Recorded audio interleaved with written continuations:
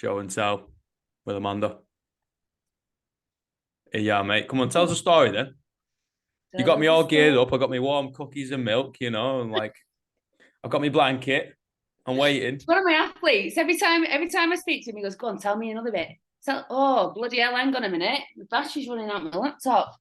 Hang Oh, on. yeah, now. It's always you, innit? I don't know why. I charged my phone and then played it on my laptop. One sec. Hang on.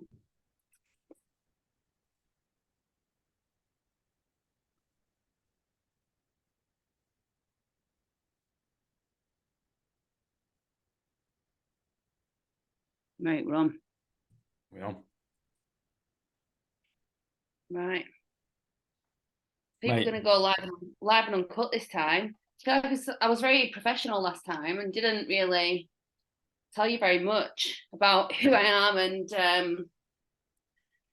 like who I really am and how that is helping me to coach people. So the people that are coming to me now for coaching are people, they're adaptive athletes, but their physical challenges aren't really that big of a deal compared to what they've been facing mentally. And I think that is why they're coming to me. Like, I don't know what people think about the universe and energy and what attracts what, anything like that. But I am definitely getting people coming to me for help. They think they're coming for their body. What they actually need is help with their mindset and to build their character and to really understand who they are as a person. Because, like, for example, I've got several people who've had life-altering injuries or illnesses, and there was one person and then they've become a completely different person, and it's taken them years to even really get to grips with who they are, never mind find some acceptance around it. And I feel like that is, like, if you was to describe my life in a nutshell, that is what I've really experienced in my life, is being one person and then being something completely different. So I knew I wanted to talk about change today and about character and resilience. But so many things have happened. Like, it's hard to sort of put it into words sometimes. So, and I wasn't sure how honest do I want to be. But then I also think, like, I'm not ashamed of who I am, and I'm not ashamed of the life I've led. I'm proud of myself, and I'm proud of what I've achieved and how I've got to here. And if I can help one person by sharing that message to them, then it's worth, someone else's judgment of me. Because really, I don't give a fuck what anyone thinks anymore anyway. So, yeah.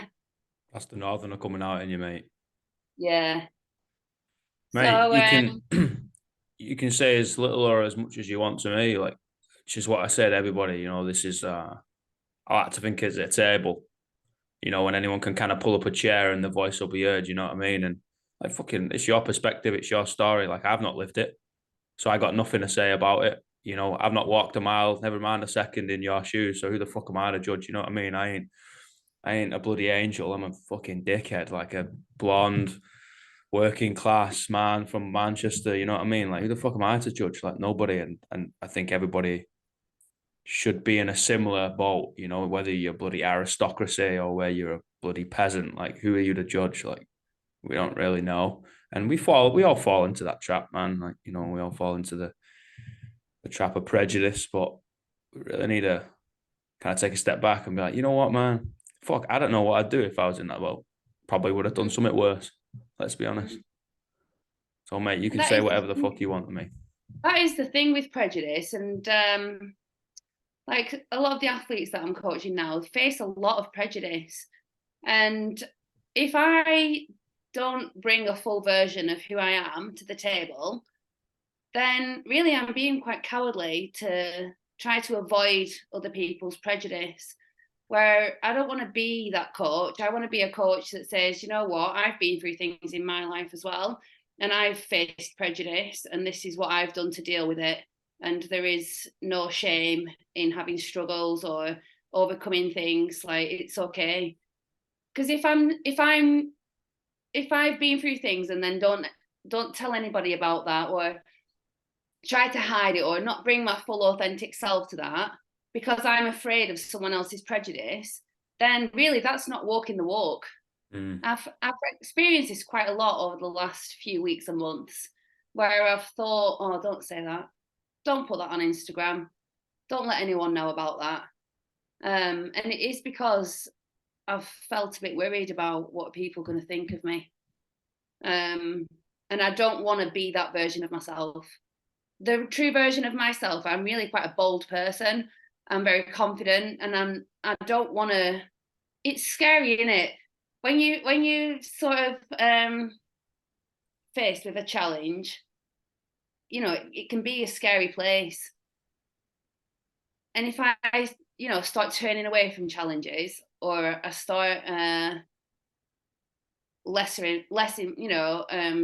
bringing a less version of myself, then what is the point? Because it's not true, is it? And the truth really is, I think, all we've got in this life. So yeah, I'm feeling very motivated at the moment to be my true self, and to bring that to my coaching, and to encourage my athletes to bring their full self. Because as well, like when you're out there on the competition floor, if you've been bullshitting yourself, then what's going to happen when you're in an arena where only the truth really matters? I love the metaphor of training for every situation in life. So like my coach says to me, if we don't see an improvement in the next 6 weeks, you're going to ring me up and tell me, where have you been lying to yourself? And I thought, yes, that's exactly it. It's every day, how much integrity are you bringing to your training? Did you miss a rep out? Did you not go low enough on that squat and you just let yourself get away with it? I don't want to be that kind of athlete, and I don't want my athletes to perform like that either, because when the shit hits the fan, and it might not be in the gym, it might be another situation in their life, and they've been 60% truth, 40% bullshit, then it's going to count then, and it's too late when that's already happened. You know, you need to try your best to be as authentic with yourself and as truthful with yourself as possible. So yeah, this year has really been all about that for me. Oh yeah, change, that's what I was talking about. Letting go of the old version of yourself as well. So when I've started to really try and get back to that true version of myself, then the first stage of doing that is letting go of the old version, isn't it? Which is a comfortable version, even though there's like flaws there, or there's like things about myself that I want to improve, or things that I've done where I thought I should not have done that. It's a familiar version of myself. So to make the first step into change, there's sort of the letting go phase, and then what I've called in my own head the wilderness phase, where you're sort of in the no man's land. You've not really got the new version boxed off yet, and you're in like a period of like a desert, the desert times, where like there's just a few cactuses, maybe a camel going past, you know, maybe let go of some friends that you used to have, or some relationships that you used to have, and you're waiting for the new friends to come. That barren wilderness, that is where the magic happens. I could not go into that before. I was like, dip a toe in the sand and then I'm off, because it was horrendous. Someone said to me, all I need to do to kill you is to put you in a room on your own. Then you'll be dead. I was like, that's a bit harsh. But it was true. It's taken me like a good year to be comfortable being just me alone. And I don't particularly have a lot of, demons about myself. I'm quite all right with myself. But it was just that silence and just sitting alone. Like the vastness of the universe overwhelms me. I feel like it's so big and there's so much information and there's so many people doing so many different things. I can just get like overwhelmed by it, and I couldn't ground myself. So I started having some therapy actually called EMDR, and it's kind of trauma therapy, because a lot of the time I was going about my day and feeling overwhelmed. It was because of like past traumas, and it was just getting triggered all the time. And my old coach kept saying to me, you can't keep still, stop drinking caffeine. And when you're going for a lift, you're just like twitching all over the place. And it was not to do with caffeine. It was trauma, and it just kept, bothering me all the time. Couldn't sleep properly. I just wasn't feeling okay with myself at all. So yeah, I started having the EMDR, and it's helped me no end. And I've learned like some grounding techniques, and I've started doing some breath work.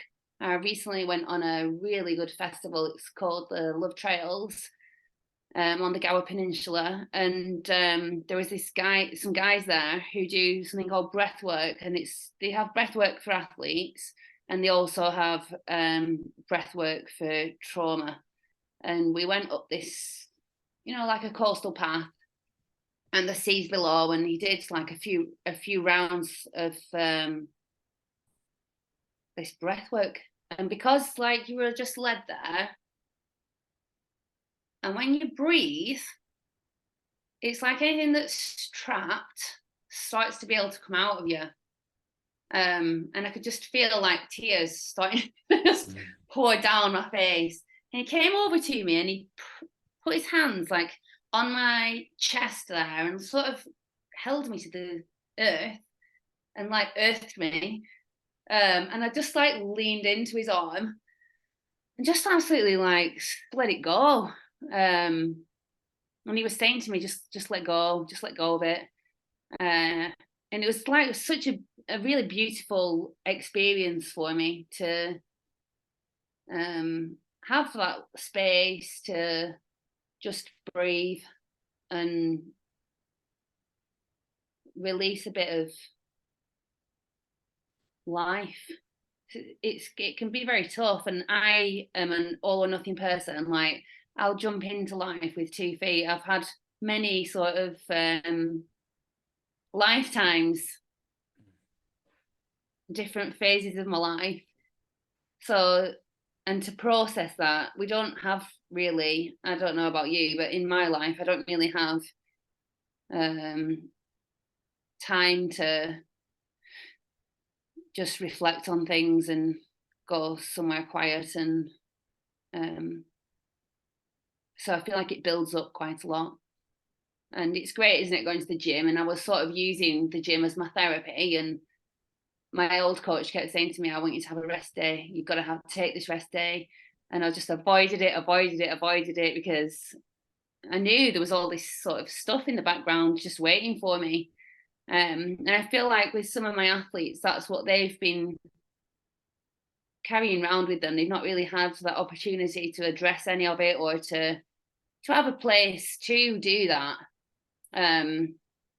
So I've teamed up with these guys, and we're going to do a 2-day event where we're going to have the breath work on, and we're going to do adaptive CrossFit, and another guy's coming who's a movement specialist, which I'm really excited about, because again, if you've suddenly got a new body that doesn't work how your old body worked, as an adult, that's really difficult, because when you're learning as a child, you're developing how to move as a child, you're playing all the time, you're falling over, you're trying new things out. But as a grown-up, really what you're going to be doing is walking into work, sitting down at home, going to the gym, where you might want to be really cautious in case you make a bit of a dick of yourself.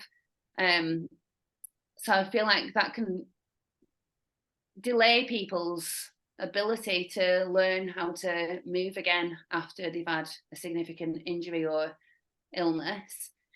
So I'm super excited for that. I think it's going to be really good to have that safe place facilitated by a movement specialist where they can try out some different moves with the body and see how things work. And I think they're going to get some really good growth from that.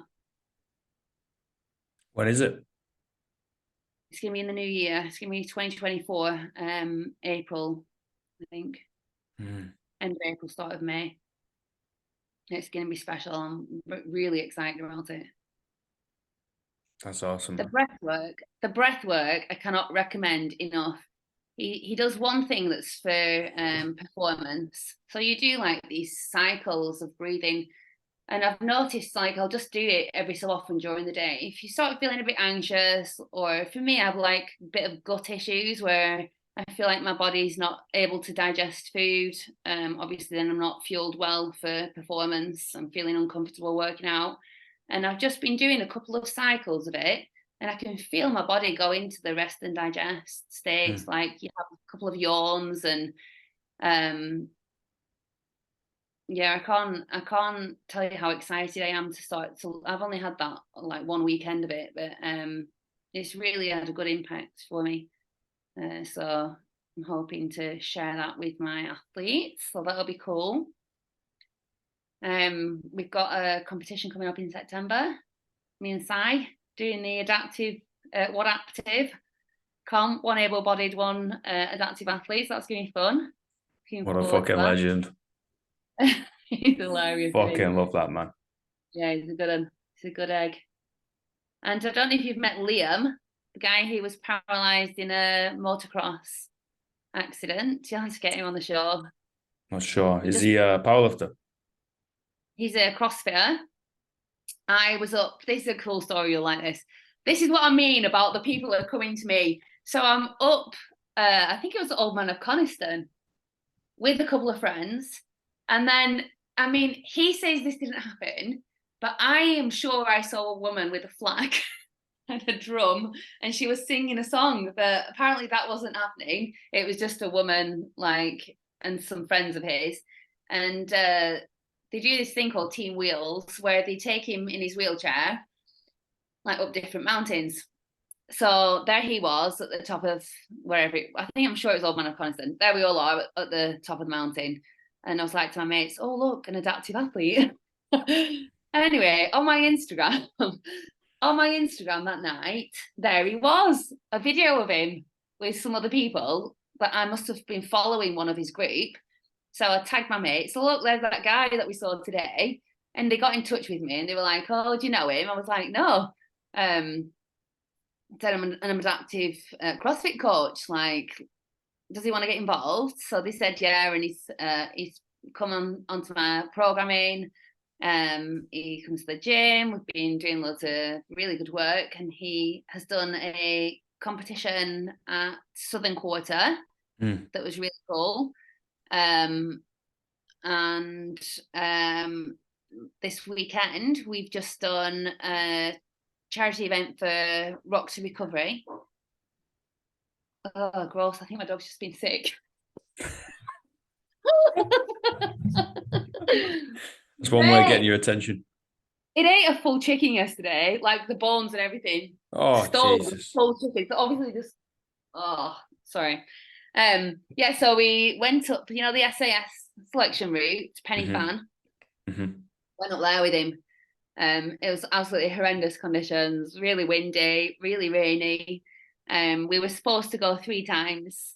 Some people that I was with originally from, we did this like Royal Marines weekender with City Commando, Dave Coleman, cool guy.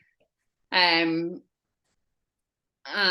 met some people on there, and I said to them, oh, we should do the fan dance, like we'll do it 3 times.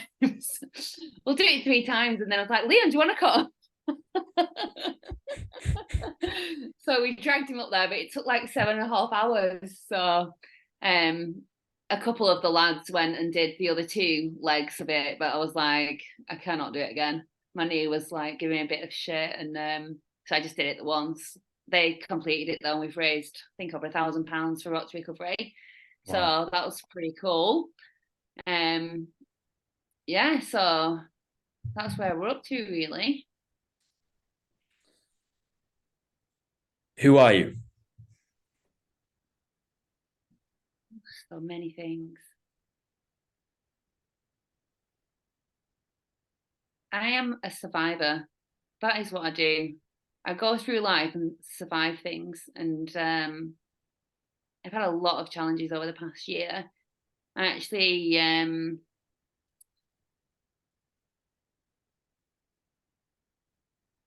I've actually lost 2 babies this year. So one in October, a little girl, and then one March. Is it this year or last year? What year are we in? 2023. Yes, sorry, 2022. So March 2022, October 2022. So October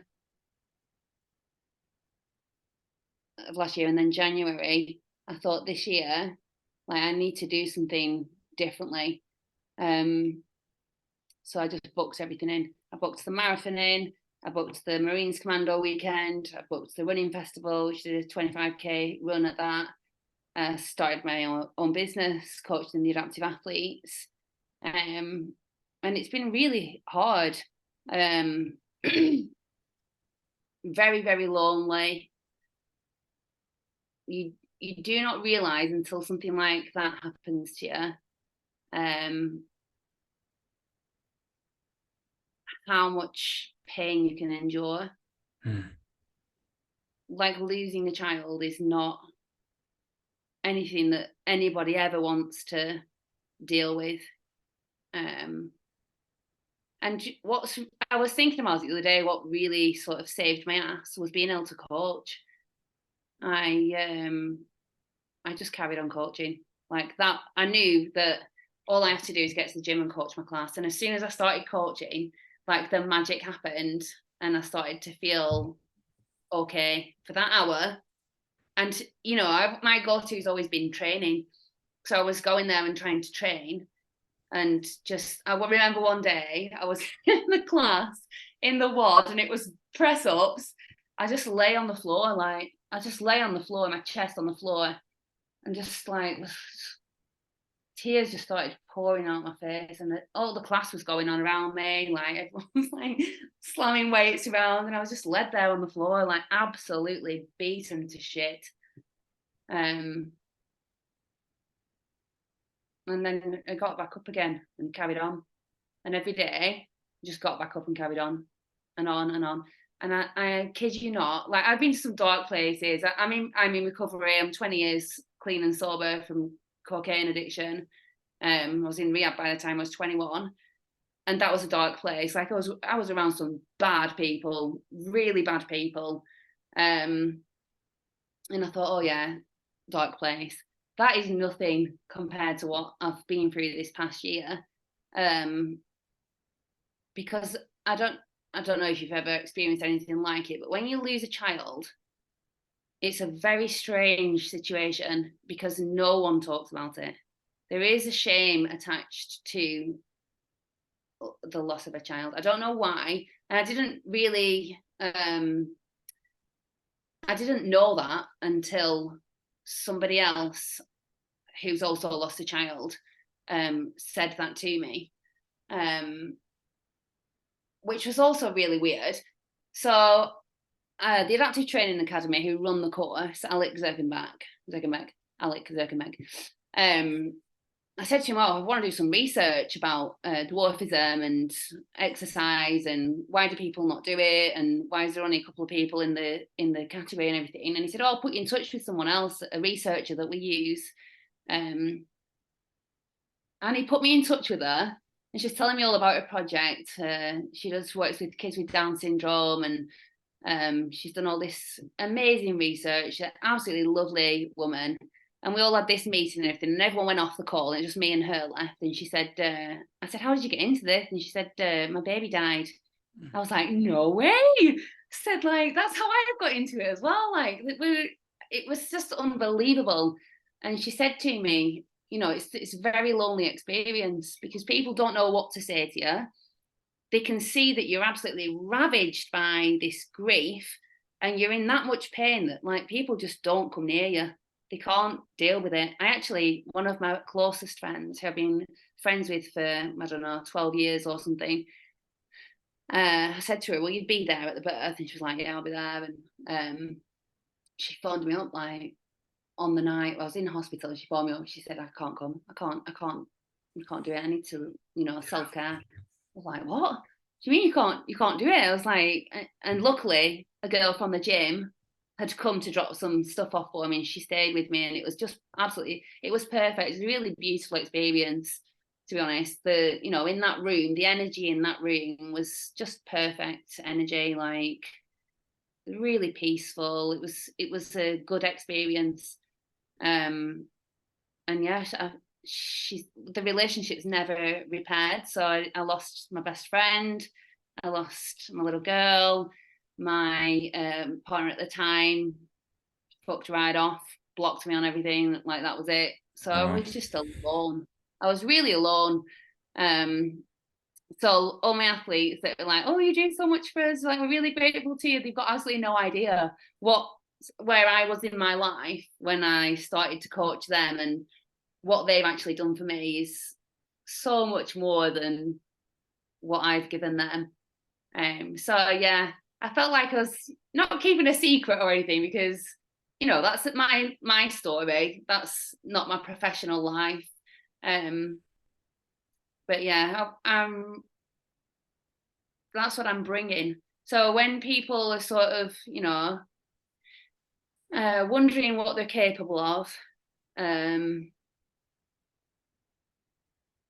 wondering how much they can endure, I feel like I've got a good idea about what a person can endure. So yeah, don't take any shit. Like, you're fucking tired. Get up.